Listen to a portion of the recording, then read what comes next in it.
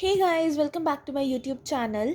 Today we will do class 9 maths chapter 3 example 2 coordinate geometry example 2. देखो example 2 says write the coordinates of the points marked on the axis in figure 3.12. This is a figure 3.12. I would surely give it a name figure 3.12. It's in the book and I have drawn this in the notebook. Okay.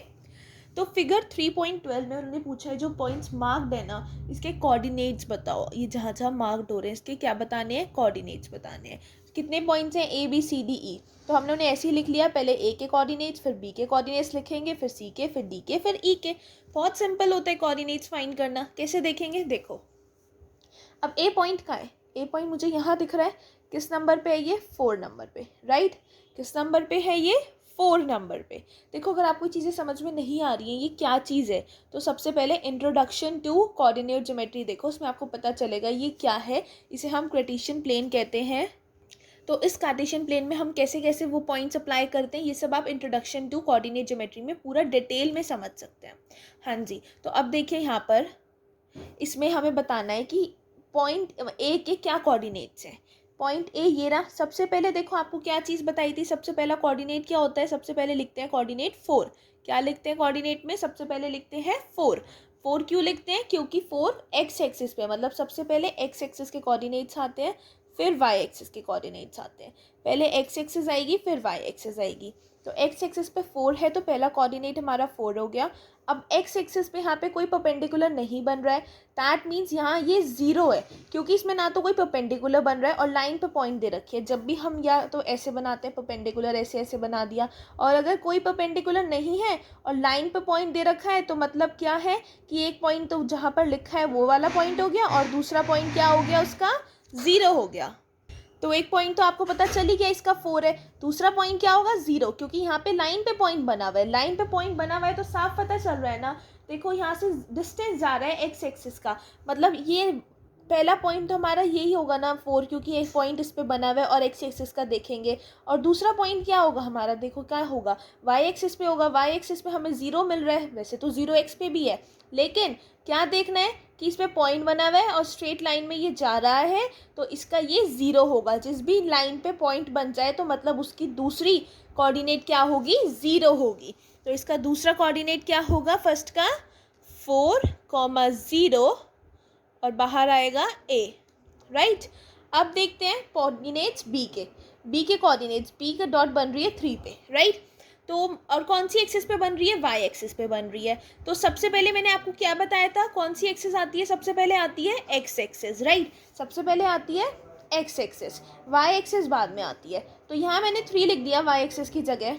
अब x axis की जगह क्या लिखूँ, कोई perpendicular बना हुआ दिख रहा है आपको, ऐसे ऐसे कोई परपेंडिकुलर बन रहा हो, ऐसे बन रहा हो, नो, कोई परपेंडिकुलर नहीं दिख रहा। दैट मीन्स इसका पहला कोऑर्डिनेट क्या है, इसका कोऑर्डिनेट होगा 0, क्योंकि एक तो ये लाइन पे पॉइंट आ रहा है, जहाँ पे भी लाइन पे पॉइंट आता है तो समझ जाओ एक तो वो कोऑर्डिनेट है और दूसरा कोऑर्डिनेट क्या है उसका, 0। तो इसका दूसरा कोऑर्डिनेट क्या हो गया, 0, मतलब पहला 0 हुआ और दूसरा 3। पहला 0 क्यों होगा, क्योंकि हमने एक्स से स्टार्ट करनी होती है। वाई हमें पहले मिल गया, वाई 3 है, तो हमें तो अब एक्स ढूंढना है ना, तो एक्स 0 हो जाएगा, ठीक है ना। अब देखते हैं थर्ड वाला सी का कोऑर्डिनेट। सी का कोऑर्डिनेट क्या है, देखो सी पॉइंट पे आते हैं।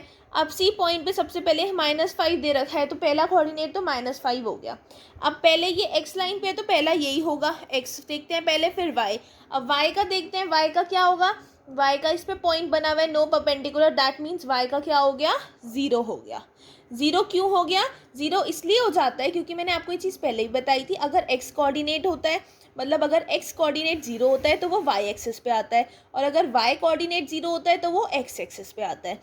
एक्स कोऑर्डिनेट मतलब अगर ये -5 लाइक एक्स कोऑर्डिनेट जो कि एक्स की जगह आ रहा है, जैसे ये एक्स की जगह आ रहा था हमारा 0, तो ये मतलब कौन सी एक्सिस पे है, अगर हमसे पूछा जाए ये कौन सी एक्सिस पे है 0,3, तो हम कहेंगे वाई एक्सिस पे है। और अगर ये -5,0 है तो मतलब -0 कौन से कोऑर्डिनेट पे आ रहा है, वाई पे, तो ये कौन सी एक्सिस पे होगा, एक्स एक्सिस पे।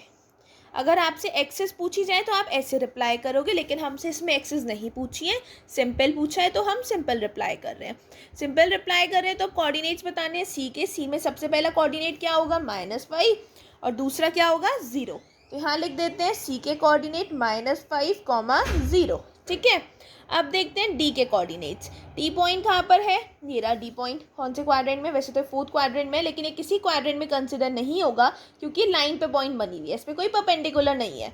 तो जब ये लाइन पे हो तो इसका पहला देख लो -4 दिया है, डी के साथ -4 है। अब दूसरा क्या होगा, लाइन पे बना हुआ है, स्ट्रेट जाएगा, 0 हो जाएगा। लेकिन क्या मैं इसे -4, 0 लिखूंगी या 0, -4?